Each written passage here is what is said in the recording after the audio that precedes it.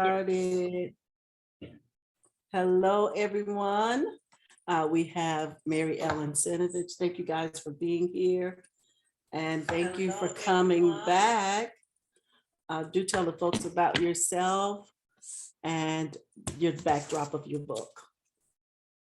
Oh, well, Ellen, thank you so much for having me back on, and thank you to all your listeners. And I apologize to everyone for last time because I didn't know it, but I was coming down with pneumonia, so I could hardly speak. So it's such a blessing for Ellen to allow me to come back and tell my story.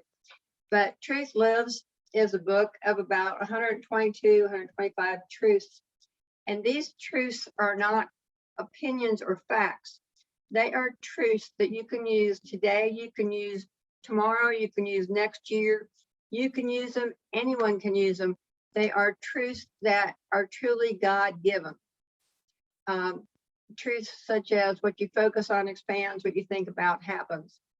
And all of the truths that I write in my Truth of the Day posts or in any of my books, and this is the third book, are things that I didn't come up with myself. I heard them, and I take the words that I hear and put them hopefully into writing that God wants our world to read and to live by, so we can become the peaceful, beautiful, joyful, happy people He means for us to be. And they are very, very powerful. Yes, they are. And I love when your volume went up by itself, saying, we need to hear it. And so your volume went up for us. And thank you for that. And I read, I'm not finished. And as I said earlier, I'm like on 76. And I know that when I try to read it, I don't get anything if I read it like a novel. And I noticed that when I read it, and in that day, wherever I choose to read, it is for that day. And that's what I like about it. It's I call it Proverbs or motivation or like that. And so I was looking at page 76, and page 76 talked about choices you make and the action you take today create your future. Every choice you take either drives you closer to your goal or further away from it. This does not mean every choice you make has to be correct. Now I'm just going to stop it right there and the other one. See, so I like the fact that you said that doesn't mean that every choice you make is correct. And so you go on to tell us a lot of things that, God tells us and He leads us, but you're just not taking that lead. So do tell us about page 76.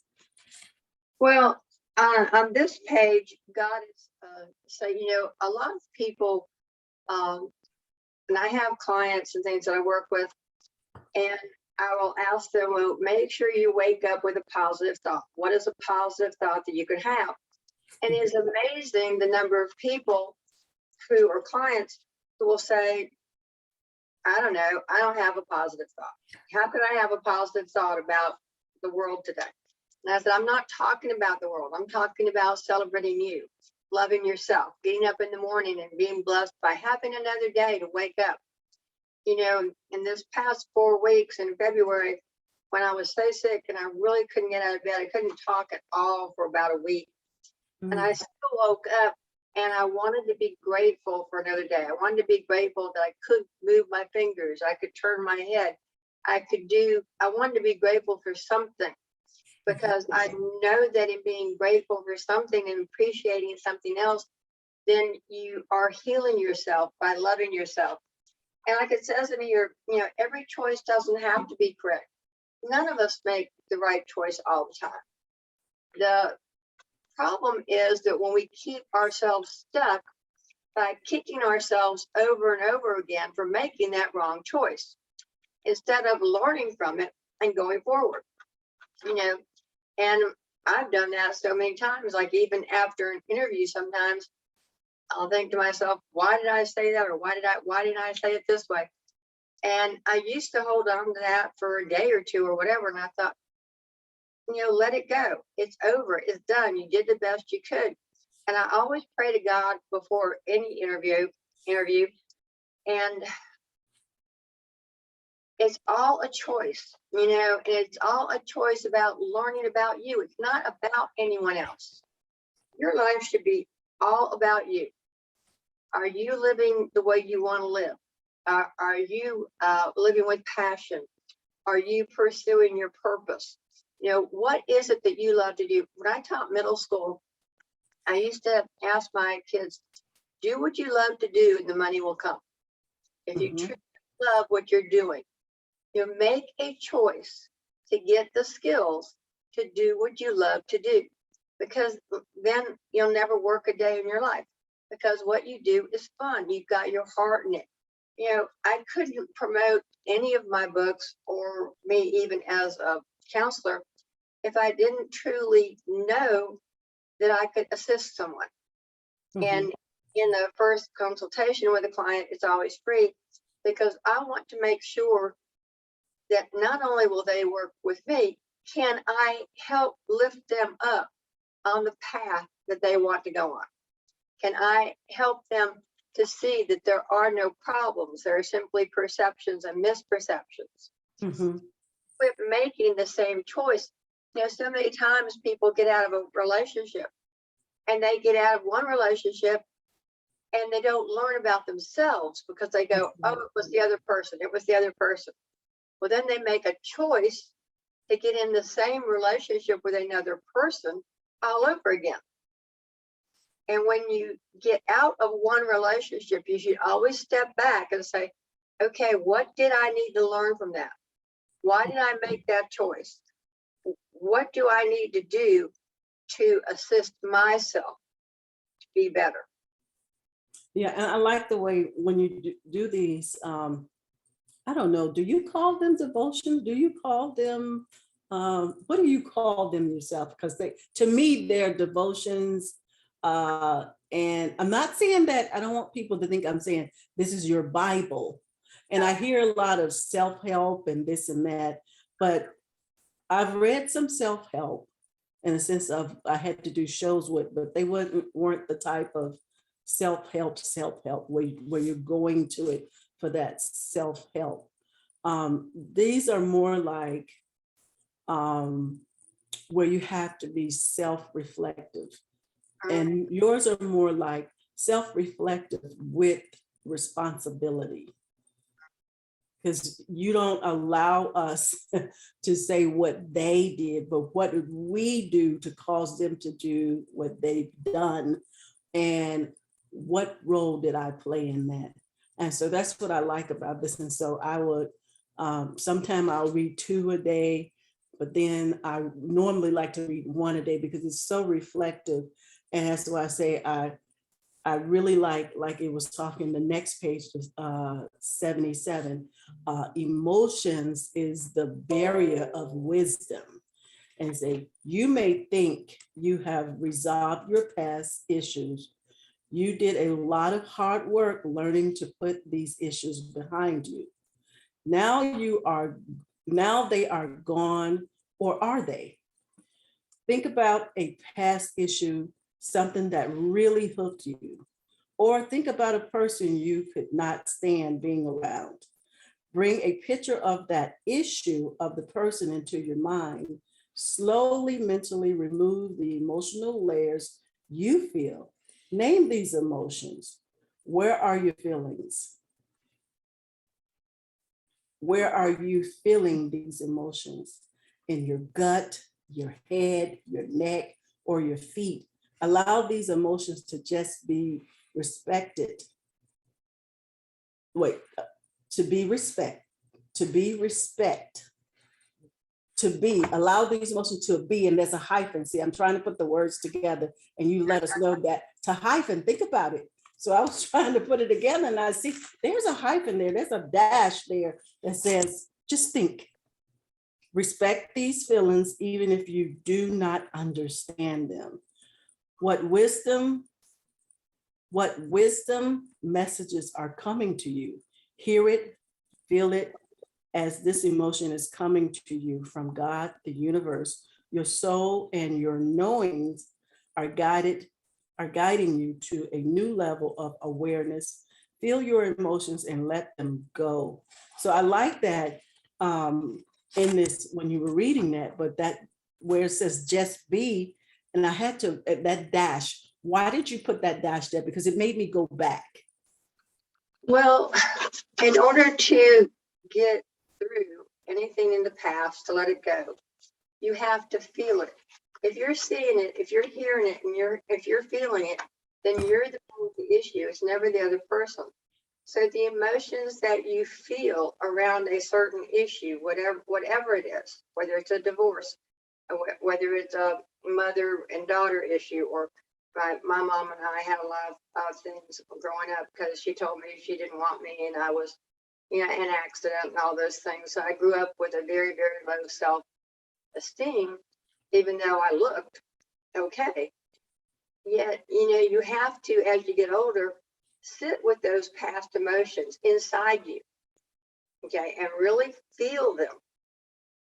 And sometimes I'll even have my clients, like I'll say they have an issue like I did with my mother.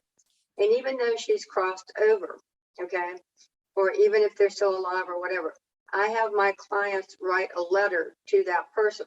And this letter is not to give to that person.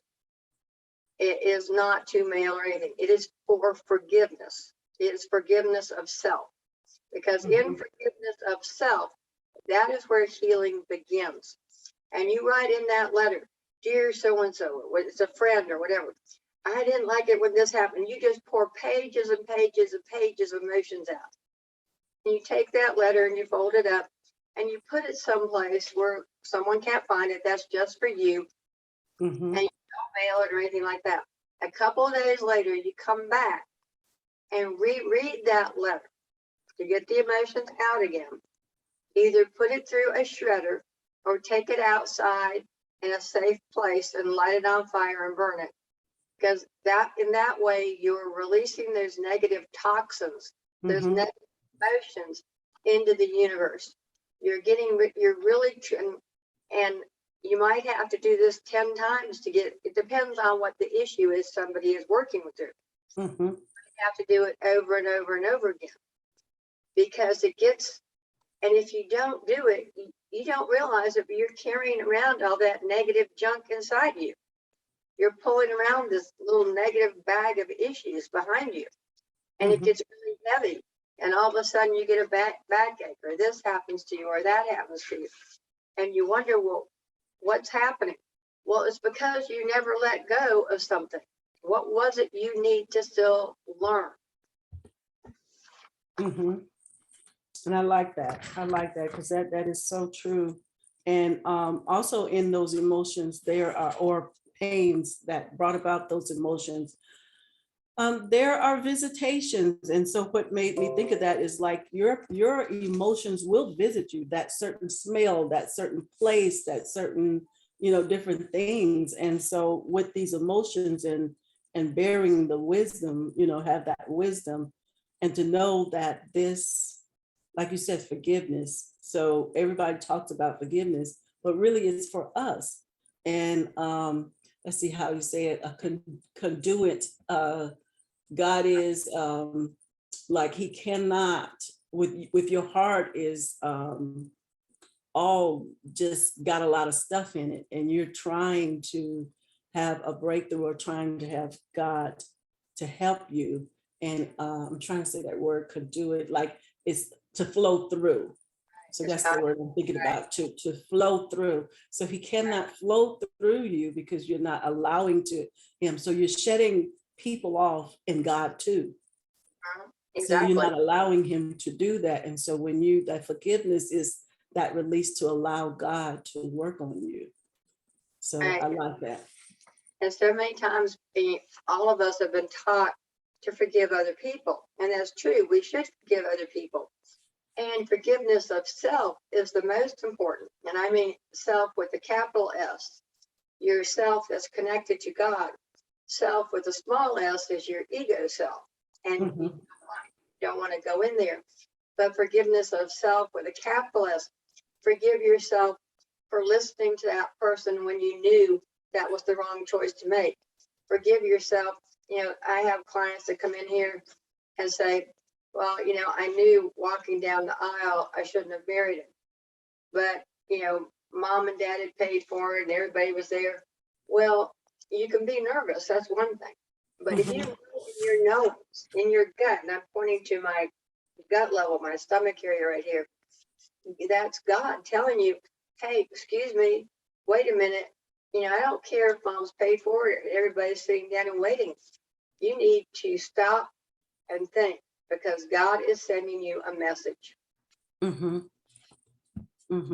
Wow. And that is a big step for them to even say that they paid for it and they don't feel it, just to have a ceremony. Yeah. Wow. And then the other one, it says, always come from love. I like this. I like all of it, but I really got a chance to get to this one. And you say you create, always come from love. You create more depth and meaning in your relationship when you choose to express love and care for others without expecting anything in return. It is always a wonderful feeling when your love is reciprocated. You will sabotage your relationship if you make this a condition of why you are expressing your feelings. Real love is always unconditional. Tell us about that one. Page 7. Well, there are only two places you can ever come from. And you can come from love, and I mean unconditional love, with no motives, no expectations, and no judgments. Or you can come from fear. Fear is anything negative. Love is always positive. The way we're speaking right now is in a loving tone. Last time when I made a horrible presentation with you, you showed me so much love in embracing the fact that I was still trying to do the best I didn't realize I was coming down with pneumonia. And I appreciate that so much, and I am so blessed by you showing me love one more time by having me on here. So I really appreciate you. And all of us in our society, whenever you get into anything negative, ask yourself what fear is running you. Okay. If it's jealousy, if it's resentment, anything that's negative is always fear-based. I remember one time my daughter was brought up to be very good. I was always a very strict parent because my mom was strict. And I remember she came home from high school one day and I was in my office. She came in and just went by my office, slammed her bedroom door. Now she didn't do this. I was like, okay. And so I heard her in her room. And so I got up from my desk and I went in there. And I knew that she was coming from fear because of the way she was acting. So I didn't ask her what was wrong. I looked at her and I said, what fear is running you? And she was about to graduate from high school. And she was like, well, I'm not going to be able to get into college. And I can't get into college. And you're going to be upset with me. And dad's going to be disappointed. And she just kept going on and on. And I said, wait a minute. If you don't want to go to college, don't go to college. It's not going to upset me. As far as your dad, we were divorced. So I said, it's going to save him a whole lot of money. So, do what you love to do. And make a long story short, she ended up getting into a college. She has a master's and now she's a physician's assistant and she travels all over the world. Wow. And she's been in Antarctica, she's been in New Zealand. And, I could have approached that a whole different way. I could have gone in there and said, what do you mean coming in here and slamming the door? What do you see? But then I would have been coming from fear. Yes. Here comes that. And so when you have a child that is expressed fear, anger, a tantrum or whatever, if you come from fear also, you're going to ignite it just like a fire, just like point oil in a fire. Love breaks fear. So if somebody's talking to you in a fear base, let's say they're yelling at you, they're saying whatever. If you come from love, that will break their fear. If they're yelling at you like, well, why did you take that parking space? Or that was the last can on the shelf. I wanted that can. I would just reach into my cart and say, well, here, why don't you take it? Mhm. That's fine. That's a loving way. And if we can all come from love to each other, wouldn't that be a wonderful world? Yes, yes, that would be. And as you were talking, Mary Ellen, I thought about how we are in relationship to each other. Pretty much like you're still saying, how we talk to each other.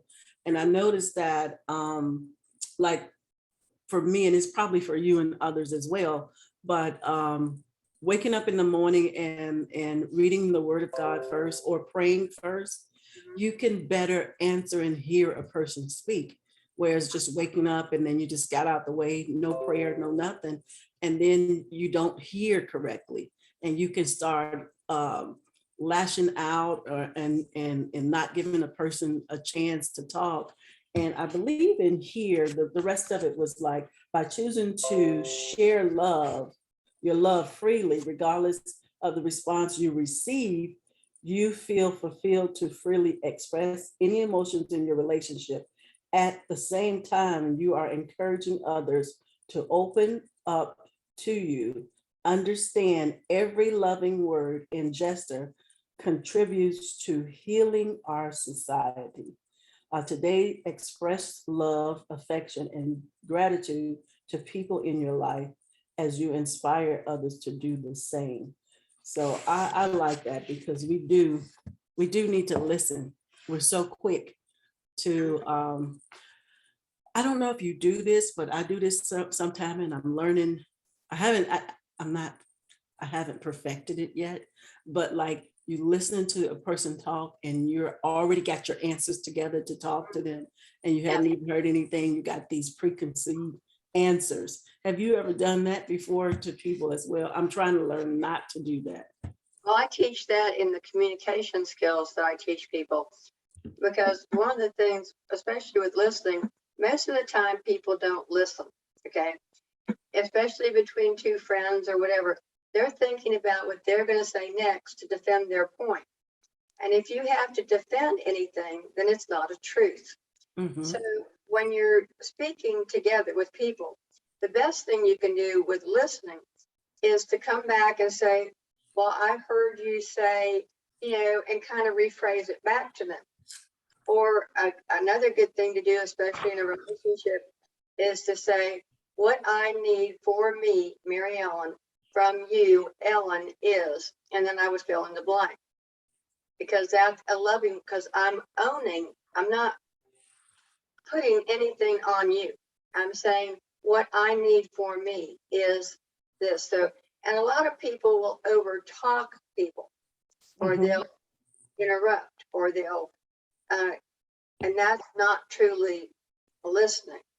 I have one particular client that comes to my mind, and we'll be having a session, and he just talks and talks and talks. And I finally said, I need for you to talk less and listen more. Mhm. And that's one of the things that I have him working on. So listening is part of communicating with each other. It's part of respecting the other person enough to understand the words that they're saying. Mhm. So, what is your favorite that you've written about? Oh my gosh, I don't know. It would probably be number one, are you asleep or awake? That is my fave too, or all of it is. Because our world, society has been asleep for so long. And I mean asleep to the goodness in each other. We are asleep. We're in, and you should be in your own world. Okay, I can understand that. And you still have to respect and have responsibilities and organization for helping other people. I just like, are you asleep or awake? Do you want me to read it? Yes. All of us think we are awake. All of us think we sleep only at night. I propose the theory many people, if not most people, live their life asleep. They are asleep to the truth about themselves, yet they can see it so clearly in other people. They struggle through life going from one problem to the next as they tell themselves, I can't help it, or it's not my fault, they made me do it. What asleep people do not realize is all the problems, or as I say, misperceptions they go through are of their own making. It is the same problem, just in a different form. Why do you give your power away to someone else? Probably so you can say it is their fault when things do not work out. When you want your life to work, you will wake up to your truth. Let go of other people's motives, judgments, or expectations, and forgive yourself for any past errors. It is my wish Truth Lives will help you do just that. Wake up from your negative, complaining, judgmental, worrisome, anxiety-filled, stressed out life to see all the beauty life has waiting for you. Let us all go forward to make our world a better place. Now your truth journey begins. Yes. That, when I heard that, I'm so sorry. When I heard that from God, that to me was so powerful. And if you look in the book of Genesis, it does say Adam fell asleep. Okay. Now throughout the Bible, it does say at a point where he dies. It never ever says that he wakes up from that dream. So are we in reality when we sleep, or are we in reality right now? Mhm. I mean, it's an interesting concept, and so many people, we blame, well, the news says this, well, this is going on, and this is horrible, and COVID's over here. And so many people ask me, since I have epilepsy and multiple sclerosis, they say, well, aren't you worried about COVID?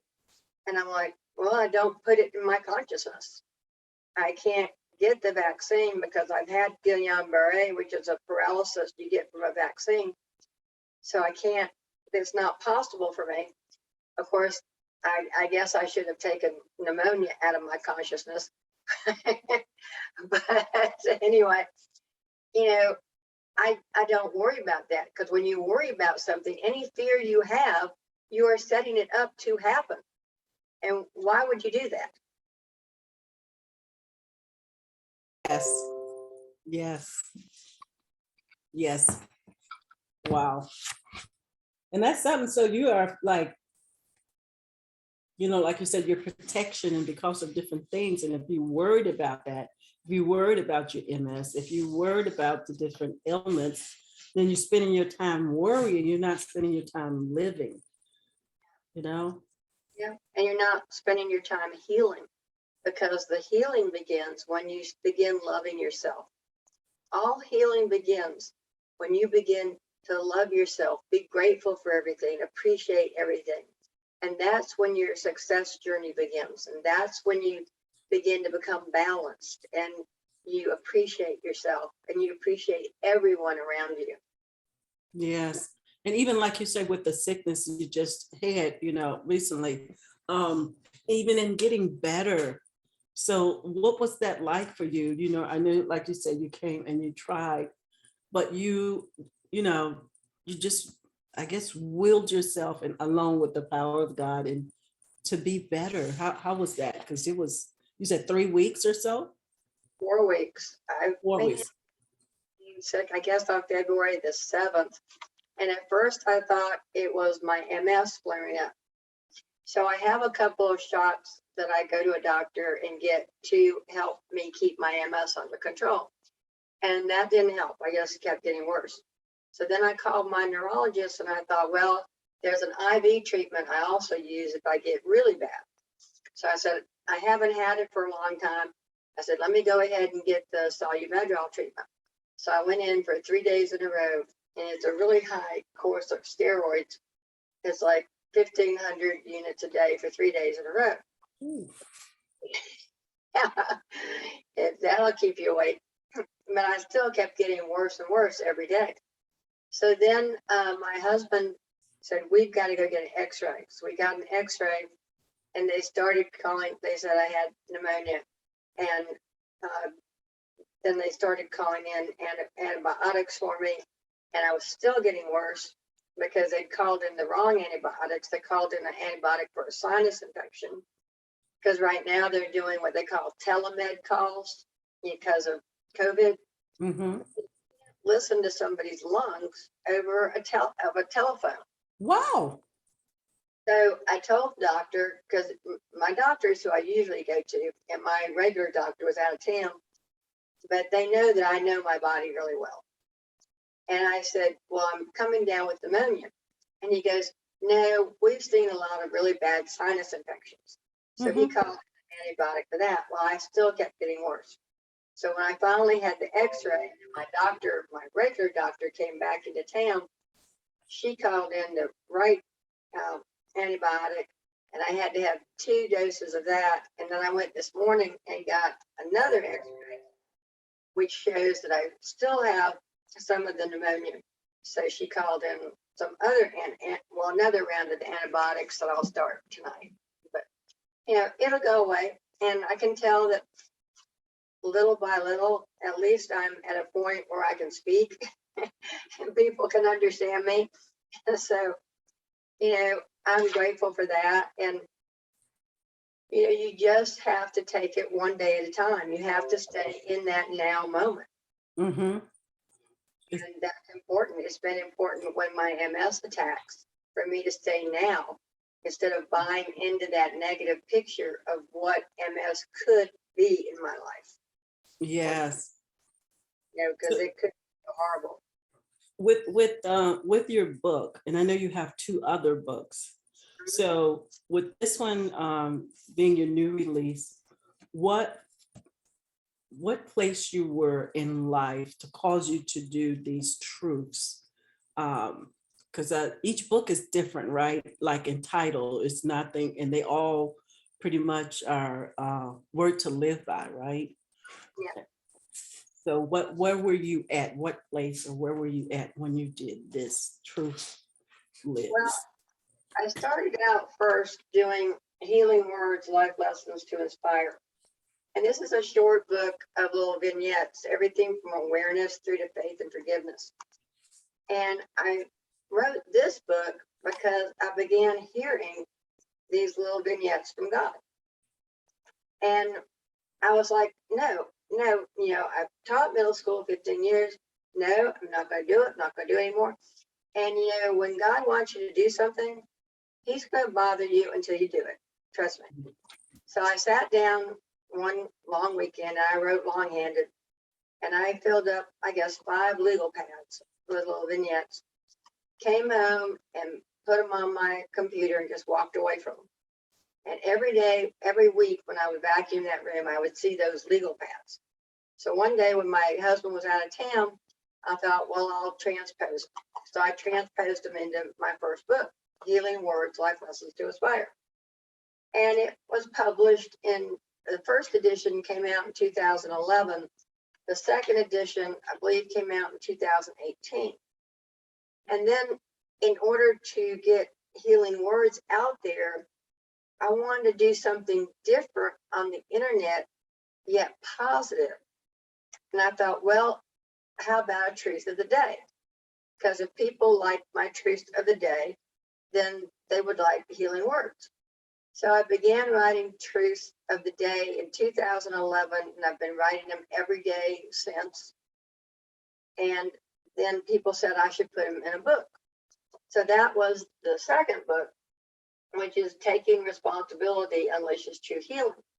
Now, these truths were not on the internet at that time. I sat down, it took 7 months to write this book. And there are 366 truths in here. There's one for every day of the year. And I have one for leap year, and because my father-in-law was born on leap year. And I wanted a special one to honor him. He was a very important man in my life. He walked me down the aisle when I married my husband because my father was too ill. And then I thought, well, I wanted to do some more. So I wrote Truth Lives. And the cover on Truth Lives was painted by a friend of mine, Dino Carvetta, who's in the hospital right now. And the title of this painting is Let Us Begin Again. And that's what I want our world to do with Truth Lives. I want our world to begin again. And Truth Lives is the first in a series of 3 books. The second book I should have had out by now, but of course, being ill, I couldn't write it. I do have an outline, and then there's going to be a 3rd book, and all 3 books together will give you enough to get you through a whole year. So those 3 books in combination with Taking Responsibility will get you through a couple of years. And I don't know what I'll do after that, but I really want to get these words out into our society to help people to see things differently. It's important. Yeah. And just like you say, with our society, and it's so much going on from the pandemic, COVID to now. There was no way we could, 2020, everybody was excited. There was going to be a graduation. There was going to be a prom. There was going to be the best 2020 graduation that eyes have ever seen. But no, the trajectory of that was gone. No high school graduation, no prom, no nothing. In fact, my grandson, he was born in October, which means that he had to go to school a little later because he had the cutoff date. He would have been a 2020 graduate. So he's a 2021, which means he got a graduation, but it was outside. So they did have their little graduation t-shirts that they had, and just a little fanfare, some little things that they could do. I became a pandemic teacher to my grandchildren. So that's stuff we couldn't imagine. And when you talk about our world, it's a little different from me, meaning in this sense, people want the world to be back to norm. And I think now is better than norm. And the reason why I say that is because this now that we have taught us to look at life differently. It taught us to grieve differently, because when the pandemic happened, all of those bodies, all of those people who lost their lives, you couldn't see them and do that mourning or, have that traditional funeral that we wanted. We had to learn to live by faith of what we believed that we had never seen before.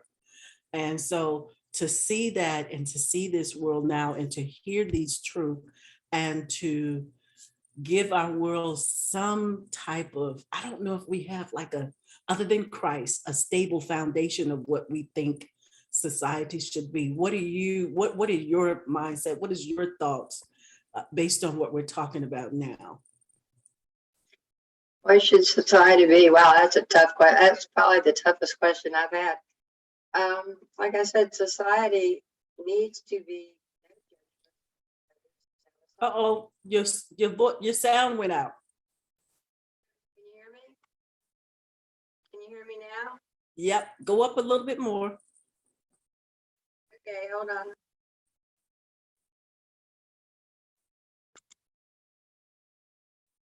Okay, say something. Can you hear me? Yes. Okay, I'm sorry. But society, that I know that COVID in 2020 is the first of a series of wake-up calls. Wait a minute, I'm sorry, Mary, go up a little bit louder because I can hear you because I'm close here, but I don't know if our audience can hear. So you guys, let me know if you can hear Mary Ellen. Give me a thumbs up. Hello, Candace, Carrie. Right, thank you, Vicki Wiley. Let me know if you could hear. Give me thumbs up. Let's see. I know that. Turn your volume up. It's low. I can hear you, but. Up 100%. Hold on.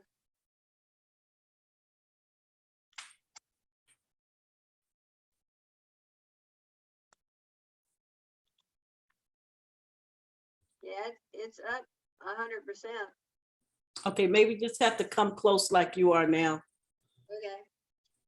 Well, what I was saying was, COVID and everything that we've been going through are wake-up calls from God to wake us up to be kind to each other, to accept each other, to be enthusiastic and celebrate each other and be grateful for things.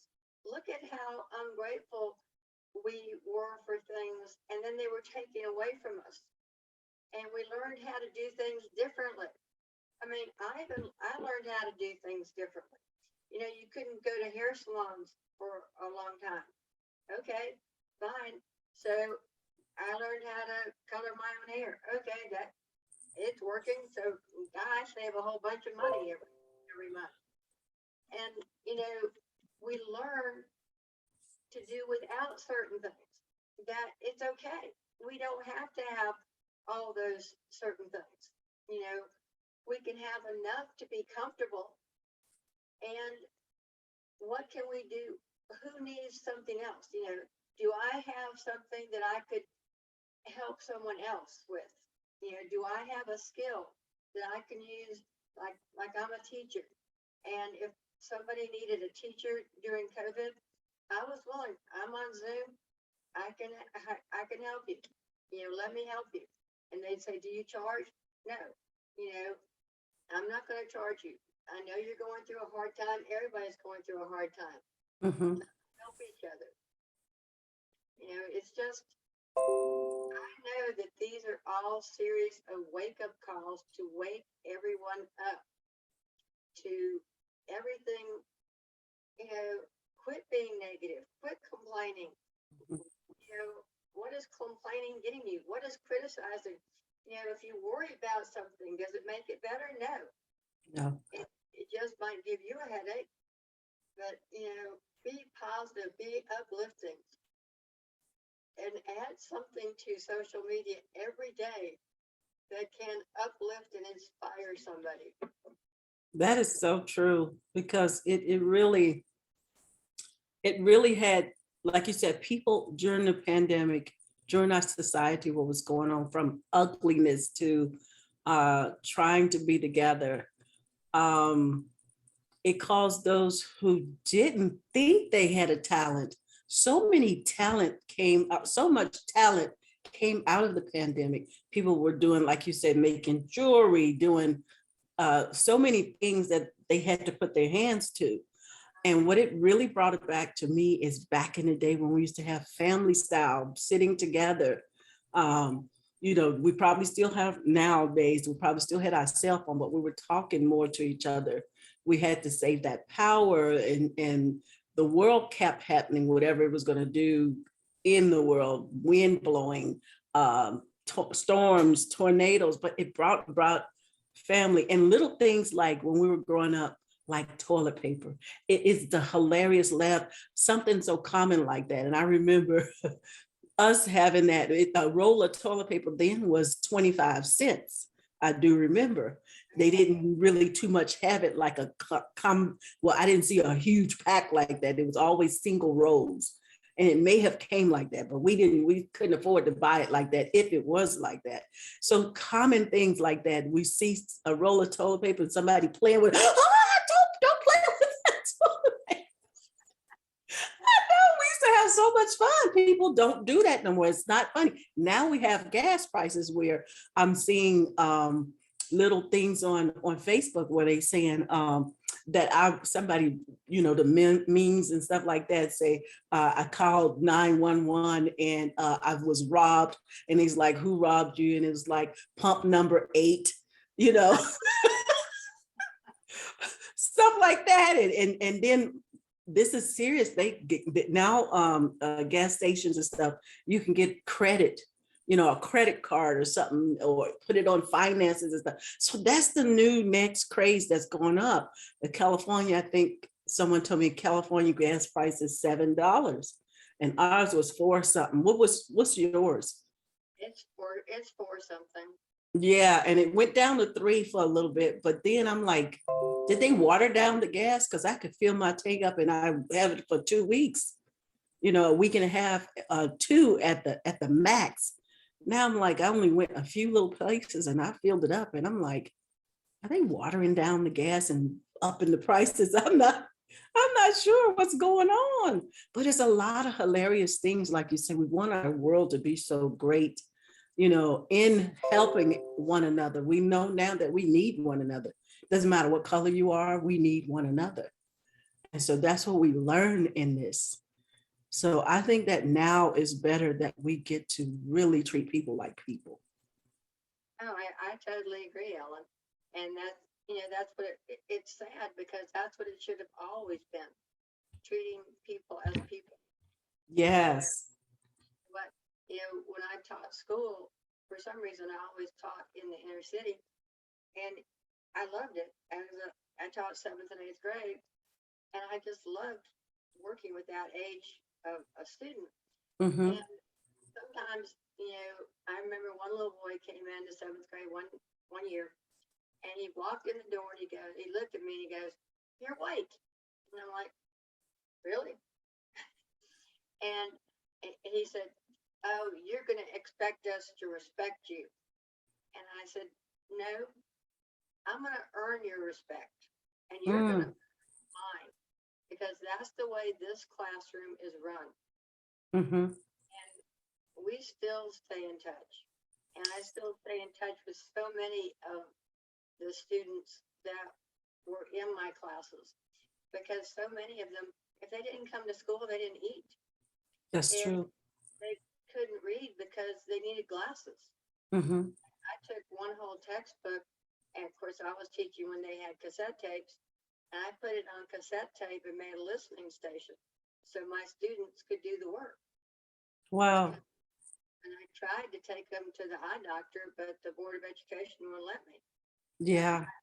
I had the funds to pay for it. I said, "I'll pay for the appointment, I'll pay for the glasses." But they wouldn't allow me to. And I used to have lunch money on my desk. And I'd say, "If you need lunch money for today, it's here. If you can return it sometime, that's fine. And if you can't, that's fine too." I would go around getting winter coats and have them in a closet in my room, just trying to help them, Mm-hmm. that they could see that there are people out there that will lift you up, that will help you to be the best person that you can be, because that's what God wants for all of us. Yes. God wants for everything. We are all children of God, bright white lights, and we should all shine our light of love upon the world. Mm-hmm. That is so beautiful. I am loving this talk here. Our time is almost up, and it goes by fast. It goes by fast. And just to hear you being a teacher and what's going on now, I really, there was an incident that I seen, and I got a little upset about a teacher being in Texas, being hit with a chair. And that really, really hurt me. So I went to Twitter with that. And I think that I really felt like that parents, we need to parent up, and we need to be responsible for our child and stop having teachers to parent. It's enough teaching and hurting the subs. There was a lot in the school that I was volunteering for. A lot of teachers walked in, walked out. They couldn't handle it. And even the teachers there, I don't know about now, but last year it was a lot of teachers gone, and they didn't have that many teachers. And this is an elementary school. Yeah. So I want to give you kudos and commend you for being the type of teacher that you are. I am an advocate for teachers. It's not written in stone, but it's written in my heart. And I really love teachers. And my daughter did it for 3 years. And I really appreciate you guys and what you bring to the table. You guys really take care of our children. You are so welcome. And it is a passion of mine. Mary Ellen, I could keep you here all night. And I really enjoy your book. Again, Truth Lives, and I hope by Mary Ellen Cenovich. And I hope that the rest of this video that you guys can hear well, like loud enough. I can hear it loud because I'm right here. and just watching you every morning. Do tell the people where you are and what you're on, I think on every Monday, but just tell the folks where you are and where they can find you. Well, you can always connect with me through my website at askmaryellen.com. I do a show on Monday, a little bit before 9 o'clock on Instagram Live called Miracles with Mary Ellen. And I'm taking a page from Truth Lives every day this year. Facebook Live, I go on at 9 a.m. And then I have other radio shows I'm on throughout the week. I post the truth of the day on all social media platforms. So follow me on Instagram, Facebook, Twitter, LinkedIn, and all of those links are on my website, askmaryellen.com, where you'll find everything that you need to know. And if you want to connect with me, leave me a message, drop me a private message here. I'll get back to you as soon as I can. Thank you, Mary Ellen. And you know, what is the takeaway that you want the folks to take away with not only just this book, but the other two books as well as a whole? What do you want your readers, those that are hearing, to walk away? What is the takeaway? I want people to, first of all, become aware of yourself, okay? Become aware of what you're doing. Quit blaming it on someone else, okay? Look at yourself. If you're seeing it, if you're hearing it, and if you're feeling it, then you're the person that has the issue. It's not the other person. And they might be doing something incorrect. And why are you seeing it that way? And it all begins by loving yourself. Stop criticizing yourself. Stop scaring yourself about the future.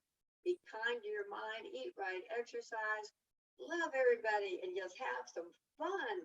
Go out there and have some fun and laugh. You know, and even when you don't feel so well, when you have a froggy voice like I do right now, have some fun. That's the beautiful Mary Ellen. I always love your smile. I just love everything about you. And just to, like I say, I saw you on Cyrus Webb's show, and I just see a ray of beautiful. And then when you told us about the conditions, you live outside of what is going on with your body. And that's what I like about it, that you continue to cause us to heal and to inspire one another and to be great people in society, and to continue to just, accept people for who they are. Don't try to change them. Only God can change them. And all we can do is just treat them with kindness as much as we can as possible. And to, like the Bible says, be kind to one another. Thank you so much for being here. I'm seeing if anything is here. Thank you for loving me enough to have me back. Thank you so much. You are so welcome. Thank you for coming back.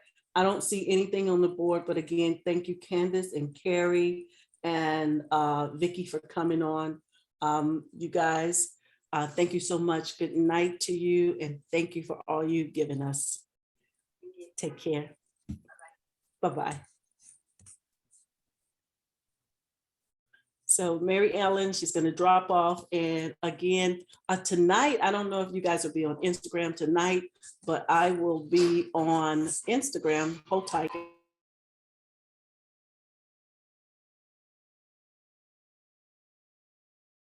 I will be on Instagram tonight at 10 p.m. and we'll talk to New York Times bestseller Omar Tyree. We'll talk about his book, The American Disease, and that we'll talk about episode 1. What would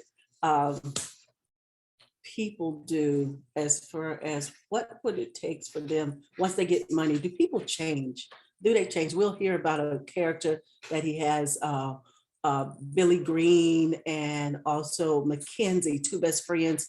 One friend, let's see what happens. He shot his friend, but did he kill him? We will see tonight. What did he do? He wanted his friend to give him $100,000, and he knew that his friend had the money. So what length did he go to, Mincy went to get that money? So stay tuned tonight on Instagram Live at 10 p.m. And that is tonight. We will talk about The American Disease, episode 1, full blown and fatal. Thank you guys for being here. Again, good night. And thank you, Mary Ellen Cenovich, and it has been great. I will see you guys later. Keep it up on ESP Presents, where we bring page turners your way. Guys, have a wonderful night. Thank you for every share. Thank you for being here. And you guys have been great. See you guys if you can on Instagram tonight. Bye-bye.